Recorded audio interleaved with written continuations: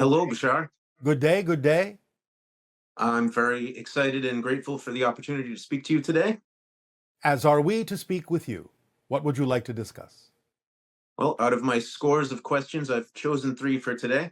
All right. Um, the first is, how can we prevent observations, particularly recurring ones that are in direct contrast to our own positive belief systems, from evolving over time into negative beliefs and definitions? Well, you have to ask yourself, why at any point would you consider taking on those vibrations as if they are what serves you best? Because they cannot affect you. You cannot experience them. Time has nothing to do with it. Doesn't matter how many times you observe it. At some point, if you start feeling like you're matching those vibrations, you have chosen to do so. So you would have to ask yourself what benefit you're getting out of doing so. Okay. So my second question is, for decades now, I've been following my highest excitement, which has been creating some very dark and controversial music and artwork. And I faced a great deal of censorship, and progress has been very slow, although it is happening. So this leads me to ask, what is your take on dark artwork and its role in our society? Well, it can be used in a positive way to point out the idea of the negative energies that may exist in some people, the fears and anxieties that can act in a way as a cathartic experience to allow them the opportunity to let them go.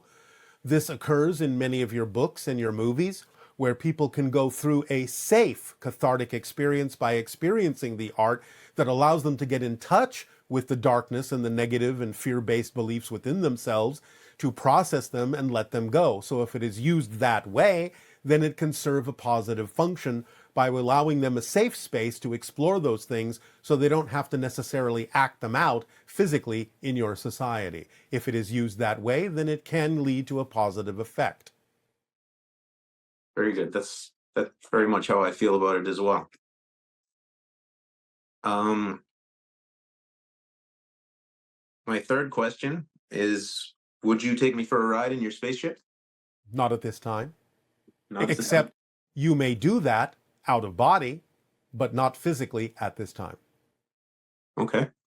Your vibration Uh, could not handle it in your physical reality, but you can handle it in a different reality.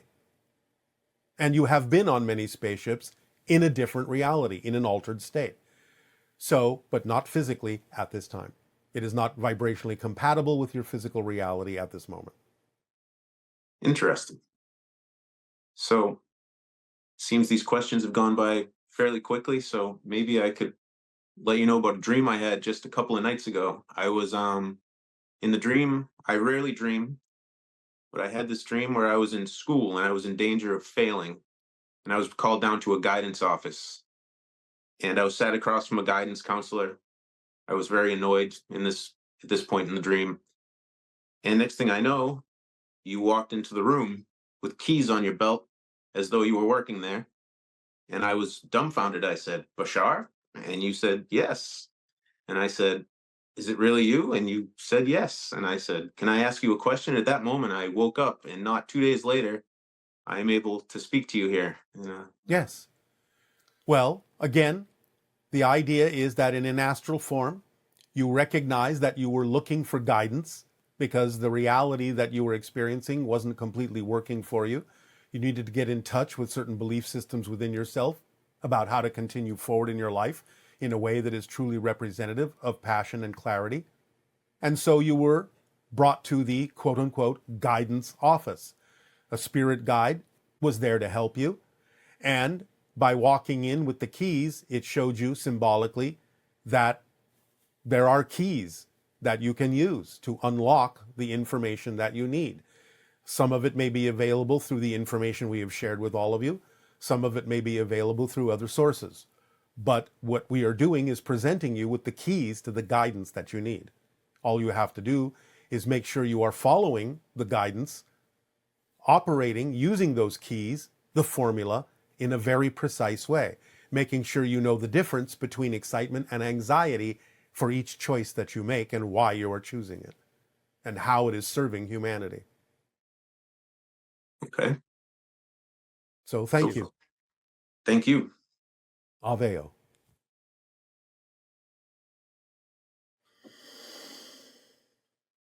Hi, my name is Adam. I'm at the very beginning of my spiritual path. I heard about you from my psychologist, who is really fan of you, likes watching your videos, your perspectives, etc., etc.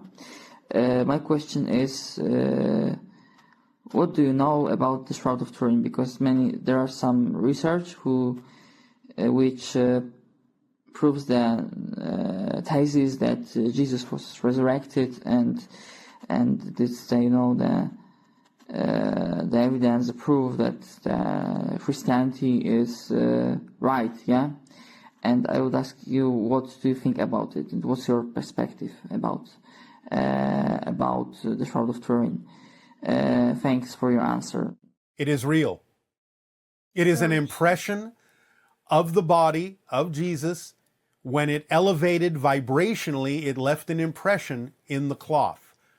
When it transitioned from one state to another, it was a high vibration that created a certain effect in the cloth that imprinted the form of the body within the cloth. Transition to a higher state, yes, you would call it a resurrection, but it was really a shift to a higher state of being and coming out as a quasi-physical being, shifting to a higher state of physical reality that gives off a form of energy, a higher vibrational frequency felt by all those who came in contact with that form of Yeshua, who then ascended, by simply shifting the vibration even higher and disappearing into another realm, another reality, a spirit realm, which was perceived by humans as if rising from the earth. But what was actually happening was a shifting of the vibration into the spirit realm. Hello, Bashar. And to you, good day. I followed the formula, and here I am. I'm super excited. It's like winning the lotto. Oh, all right, if you say so. I've got 3 questions for you. Yes. The first one, my husband has encountered ETs, a small gray, chrome-like being, and 2 other beings, and he's curious as to what the purpose and what's most helpful for him to know at this point. Well, you are part of the hybridization program. You are part of the evolution of humanity into the 6th hybrid race. So you have many encounters with these beings because you are participating in whatever way, shape, or form is necessary for you to provide information for the hybrids that will ultimately come to live among you in the future. Thank you. Second question. 5 years ago, I adopted a child at a crisis. First 2 asks, my physical mind said no. The third ask, my higher mind said yes. Since then, this child has been a joy and a gift and my greatest teacher. And I'm curious to know if this was agreed upon between the 2 of us, if there's a purpose, and how can I best serve the purpose? I think you have already said so. Yes, of course there is an agreement. Things don't happen by accident. And you have said you've already learned a lot, that this child is acting as a teacher for you and you for the child. So you've agreed to reflect to each other what you each need to know to become more of yourselves in this life, more true to who you really are. To teach the idea of self-empowerment, that the power that each individual has is necessary to attract what you need without harming yourself or anyone else in the process, to explore and discover what your passions truly are, so that you understand that you are connected to Source and have everything you need. So you're working together to upgrade each other in whatever way, shape, or form is representative of your passion and your excitement, your curiosity, and your love. Thank you for that. Next question. I'm new to all this extraterrestrial information and only started learning about 2 months ago. So as I'm learning, I'm wondering if I'm to assist in some way. I want to understand the bigger picture of the extraterrestrials and the hybridization. And I'm curious to know, why is it important for them to be here? How does it Because they benefit are us? family. They are family. We are family. We are part of your genetic material. We're part of your galactic family. There's a lot of your history you don't know that's been lost. You are heading toward becoming the 6th hybrid race. You are heading toward evolving into full humanity over the course of years to come. The hybrids will eventually come to live among you. Eventually, you will mingle. Eventually, you will gain new abilities. Eventually, you will come to live among us, among the stars, and explore other worlds. Eventually, Earth will become the UFOs of other civilizations. You will move out into the cosmos. But you will also ground yourself more connectively to the idea of Earth. You will understand yourselves as extensions of nature. You will express all the things that are true about yourselves more fully in peace and harmony and love. And then eventually, as you become the sixth hybrid race, you will blend with the other five to become the seventh hybrid race that will deliver 100,000 years of peace to the entire galaxy. That's where you're heading. Thank you. You're welcome. One last thing. How do I close my perceived gap of separation with all that is?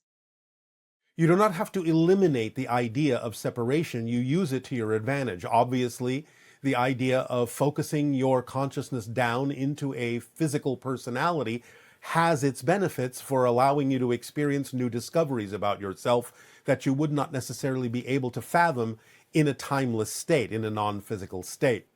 So it's not about eliminating the idea of separation while you are physical. It's about using it to your advantage as long as you possibly can to discover new perspectives and new aspects of yourself so that you can grow from that perspective, so that you can change in new ways, so that you can add to the overall experience of all that is. Thank you, Bashar.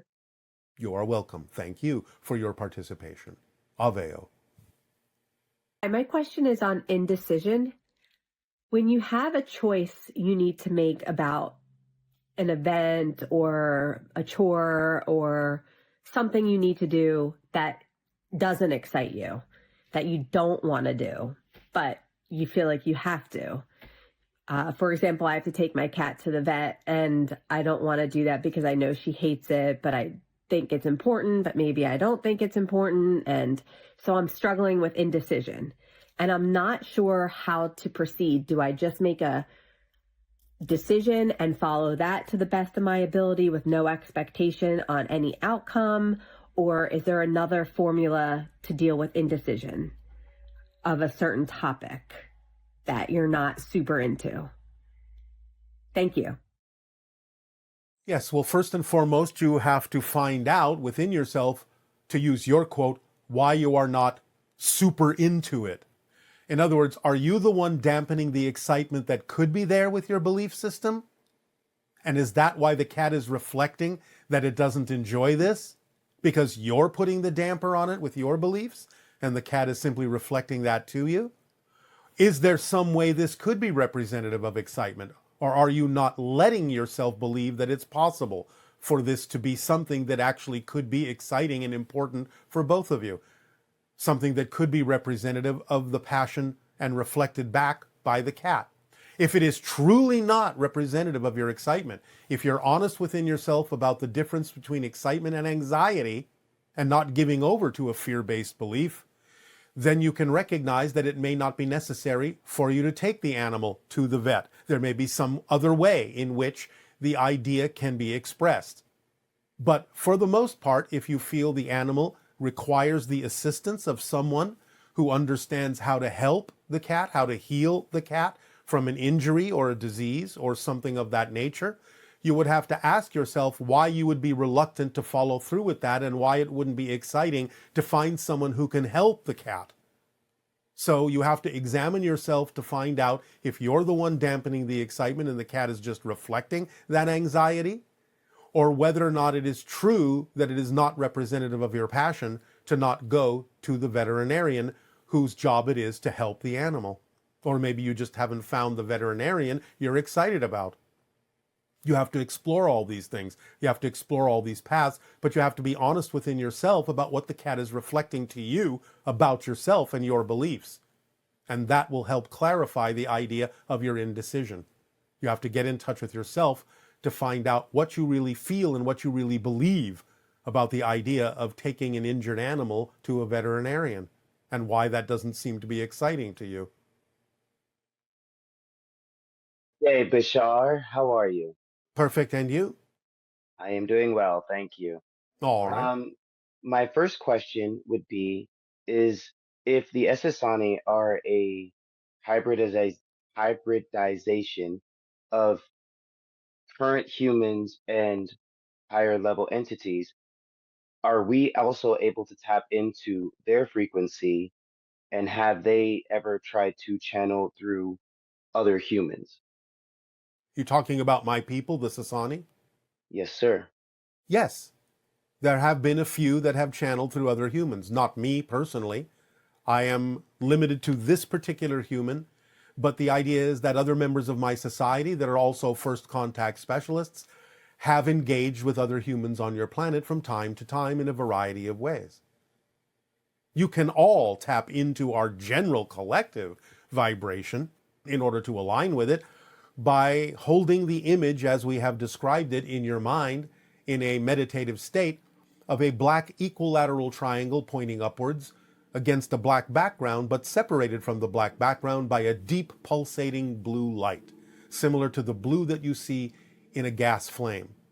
So the idea is that that's kind of like our vibrational phone number that allows you to tap into our collective consciousness and align with it for whatever way it might serve your passion to express it creatively in your reality.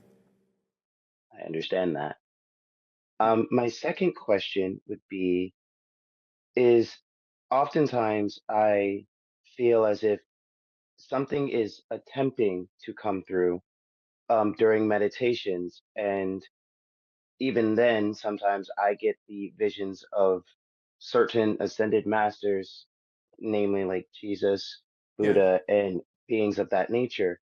Yes. And oftentimes I'm not sure if they're truly trying to contact me or if it is my own subconscious trying to relay a message with Well, it's using both. them. It can be both. It can be both. It's not about spending time wondering who it is or exactly where it's coming from. It's what do you want to do with this? How do you want to express it? How do you want to be of service to others in the downloading of this information and this connection? What do you want to do with it? I want to be able to understand my place within consciousness and to truly find a way to use the gifts that we do have to experience consciousness even further and to allow other people to experience the same. Well, then all you have to do is follow the formula that we've given to all of you. I understand. And then So it's as simple my as that. So do you want to express this energy in a particular action? I currently do a mixture of gymnastics and dance, and that's the most freeing way I can express that energy. All right, well, that's fine. If there's any other ways that come to you, then by all means, if they're representative of your passion and allow you to feel that freedom, then act on them. That's all you have to do. Okay. Then you are My being of last service to others by being a living example of acting on your passion so that they can see and feel and experience through you ways in which they may be able to do that as well. Okay, that makes a lot more sense. Yes. My last question is I'm trying to figure out how to phrase this. I would like to understand what your view of consciousness is from your perspective. Consciousness is the awareness of existence itself. It is what existence is. It is aware of itself, and that is consciousness. And everything is a part of existence. Everything is a reflection of existence. And that reflection creates self-awareness, and self-awareness is consciousness. It is a reflection. It is a reflection. Let me put it to Thank you you. this way. There is the concept called the One. It is unbroken, it is homogeneous, it has no separation, it is unaware of itself because there is nothing else but it. So in the One is created a pattern of energy, so to speak, a reflective pattern that creates the appearance of something other than the One. As soon as you have this idea, this appearance of something other than, then you automatically have the creation of awareness of self other than what it is you are experiencing. So it is the very concept of other thanness that creates self-awareness as different from the other. And as soon as that exists within a pattern, you have consciousness, because all consciousness is self-awareness. But it requires that reflection of otherness, that which you deem not necessarily to be the self, that creates the reinforcement of the self as different from it. Is this making some sense to you? We understand that this is an interesting concept that doesn't necessarily completely translate into your human language, but that's about the closest approximation we can make. And that absolutely makes sense. And it's just for, and I've been working towards trying my best to understand that in the easiest way that I know how, because lately I felt that same kind of reflection and pulse of energy shaking my world, so to speak, All right. and kind of reflecting through the rest of the world from that perspective. All right. Well, how exciting. It is very much so. All right. So does Thank that you so serve much. you? Yes, yes, it does. Thank you so much. You are so welcome. Aveo. Aveo.